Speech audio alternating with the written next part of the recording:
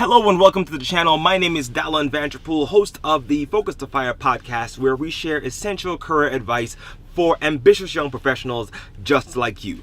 On this video, we're talking about how you can use a personal brand to simplify your entire life. Coming right up.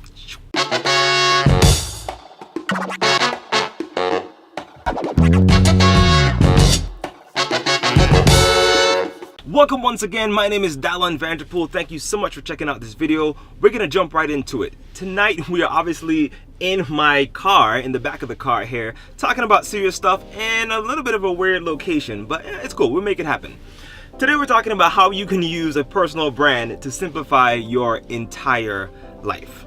Now, we're not going to spend a lot of time talking about what a personal brand is, but just so we have a general working definition for our purposes here, when you talk about a personal brand, you're talking about all the elements that represent who you are and what you're about. So you're talking about obviously the style of dress that you choose, the way you speak, the kinds of things that you're involved in, the kind of things that you choose to do or not do, the kind of elements that represent you as a person, you as a company, you as your brand. We're talking about your personal brand.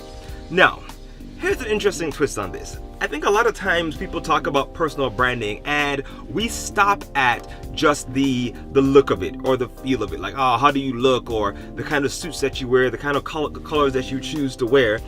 But I think there's a deeper part of this that we keep on missing out on. I used to get stressed out trying to decide what I want to do with my life. And I don't just mean the big, what do you want to do for the rest of your life and your entire career. I'm talking about on a day-to-day basis, things would come up, opportunities would come up, people would ask you to do something, and I would have difficulty trying to decide what I want to do or not do.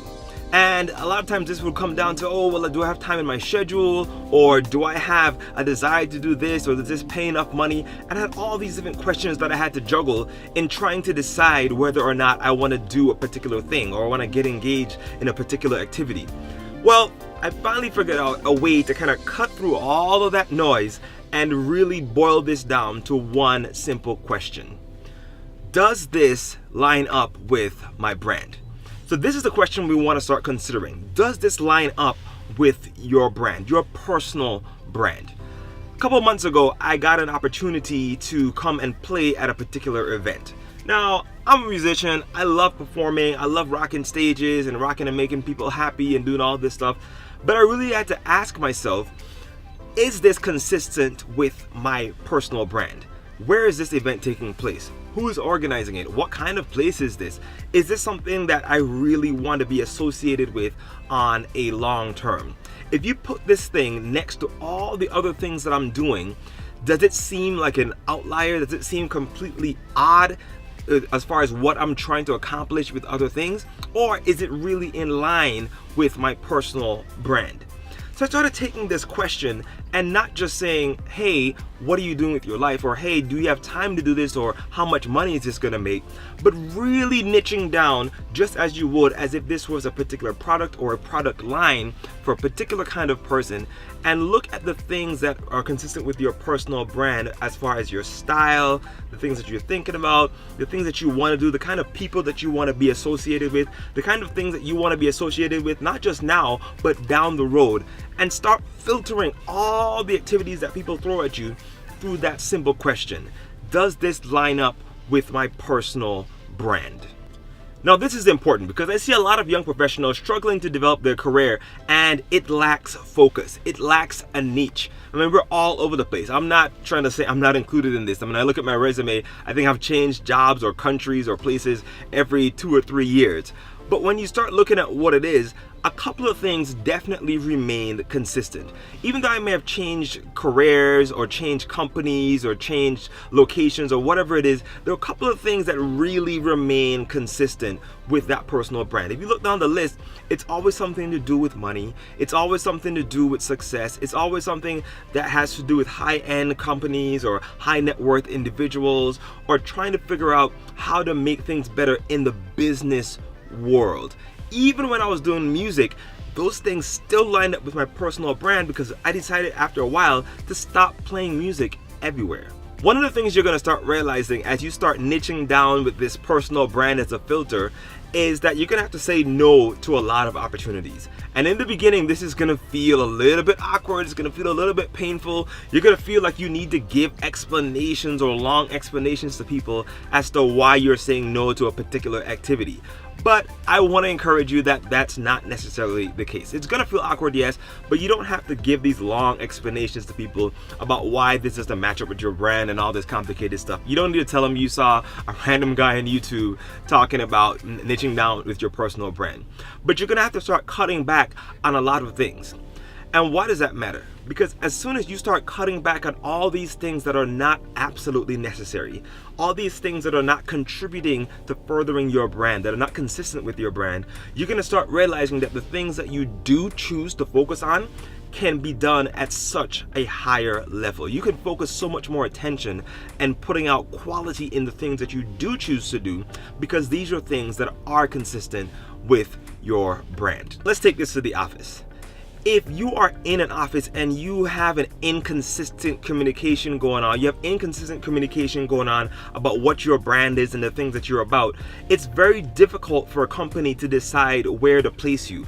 Or it's very difficult for executives to see you and say, oh yeah, that person would be great for this particular project or this type of job or this opportunity that's coming up, because your brand is inconsistent. It's all over the place.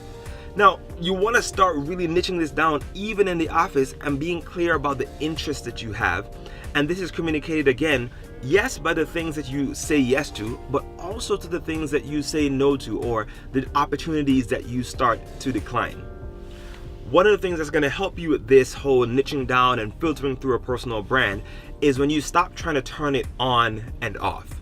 You can't turn your personal brand on and off. A lot of people try to be on in the office and then they want to be off on the weekends, or they say, oh, well, this is my professional life, so I'm going to act this way during my professional time, and then during my relaxed time, down my downtime on the weekends, I'm going to do whatever because I can relax. Well, that's probably not the best approach. You got to really take on this personal brand. You have to become this brand. You have to become this thing that we're talking about, so much so that people think about you and they immediately think about these elements. It doesn't matter where it is. So for example, one of the big challenges I have is that I sometimes want to just relax. I want to be that t-shirt and jeans guy sometimes. I mean, this is every once in a blue moon.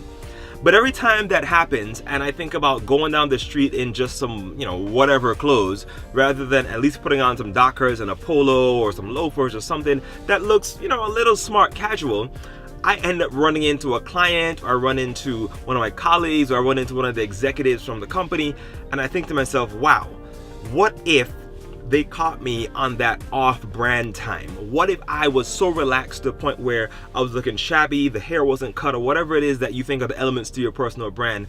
What if someone caught you off-brand? What if that person was the person that was going to give you the stepping stone to a huge opportunity that was going to change your entire life? But you messed up the impression. Why?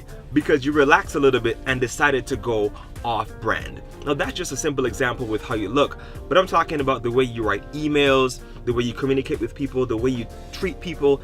All these things are elements to your personal brand. And I want to encourage you in this short video to really take some time, write it down, start thinking about the elements of your personal brand, and begin using that as not just a filter for how you're going to look, but use it as a filter for all the things you're going to do in your life.